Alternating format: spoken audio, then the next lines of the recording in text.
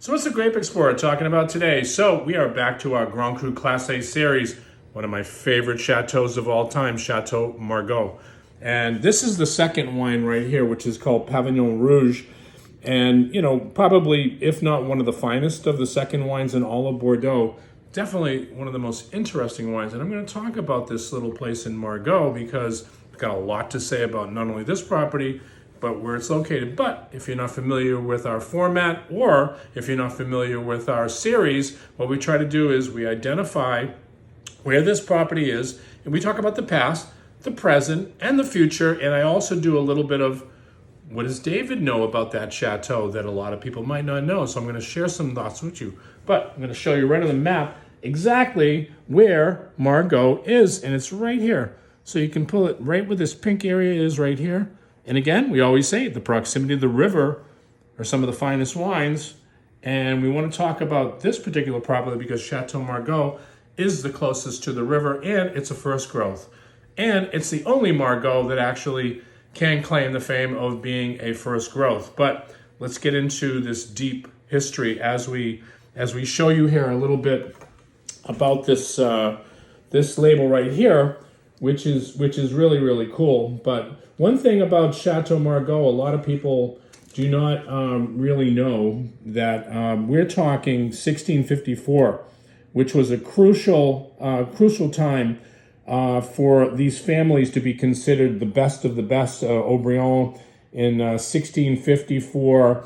We're talking about Margaux in the 12th century. The estate had been occupied by at least the same family. And we want to give a shout out to the current owner, which is Corinne Mentalopoulos, and they're the ones that are actually running this property, and I think that they brought this property to its forefront.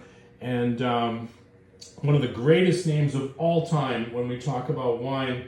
But what was interesting, and we want to talk about American history here, Thomas Jefferson actually visited this property when he was the ambassador to France, American ambassador, and he loved the wine so much. Guess what? He actually bought in 1787 Chateau Margaux to bring back to the White House for George Washington. Of course, this is our piece of history of Chateau Margaux, but the property dates back 12th century, so we're talking one of the finest wines ever to be made. But I'll share a little bit of a story. One year I was in Bordeaux, and I was invited to a dinner over a family's house, very notable family as well, because, they were also in Paysac, but they put me next to the wife because, of course, she spoke English, and, we had a chance to communicate. But she was telling me about her family, and she said, my family's been in the Bordeaux business for centuries. I said, well, what's your family's name?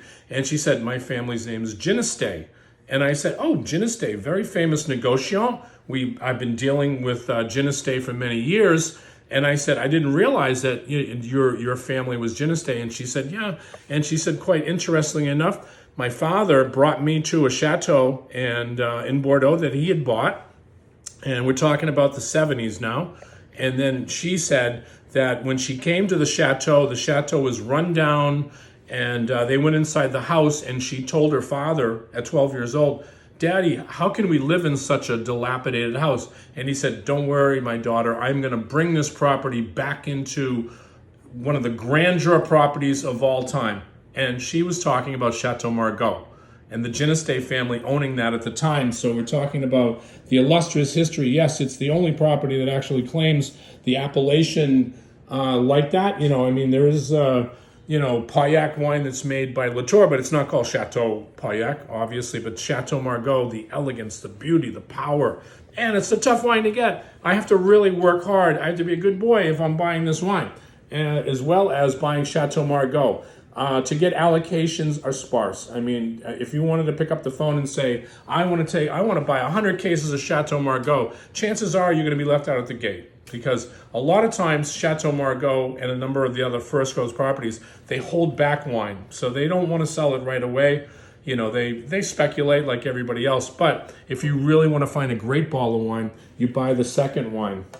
And I had a chance to taste Chateau Margaux in 2022, and it was probably one of the finest wines that I tasted.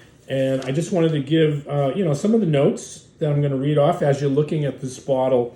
So to taste the Chateau Margaux was just incredible. It was like purple garnet fruit sticking to the glass, and every swirl, and a nose of English saddle leather, fresh raspberry, lovely palate impression, upfront cassis, raspberry, subtle spices, with mineral salinity in the back, very noble tannins, and I'm going to talk about that in a bit.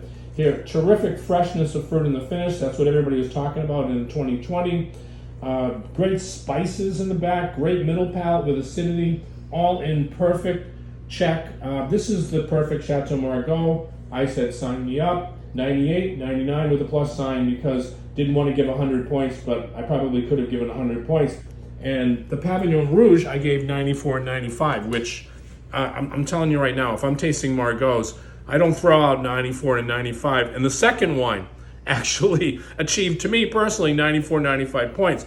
And I think that you should not walk to find this wine. You should run to find Pavillon Rouge because, of course, Chateau Margaux is very expensive. We're talking $1,000 a bottle, maybe $1,500, maybe $2,000, depending on the vintage, of course. If you buy futures, you might get lucky and snag a case or a few bottles at a what I call a reasonable price, but you cannot drink Chateau Margaux in the bottle. It takes really, I would say 10, 20 years, but that 2022, I mean, I could have drank the whole bottle. It was that silky. It was just so easy to drink. It was just mind-blowing experience that I wanted to share with everybody. But I love this property. I think that a lot of people don't know the elegance of Margaux. Some people would say it's like an iron fist in a velvet glove. That's what Michael Broadbent used to say, and it's appropriately true. It's a big wine, but it's just so silky and elegant and something that if you ever get a chance to experience, treat yourself. Buy a bottle of Chateau Margaux, and you'll feel like you've gone to heaven and had one of the finest, greatest wines in all of the world, and especially in Bordeaux. Again, this is a Grape Explorer, always willing to share some stories with you and bring great wine to the table like Chateau Margaux. Cheers.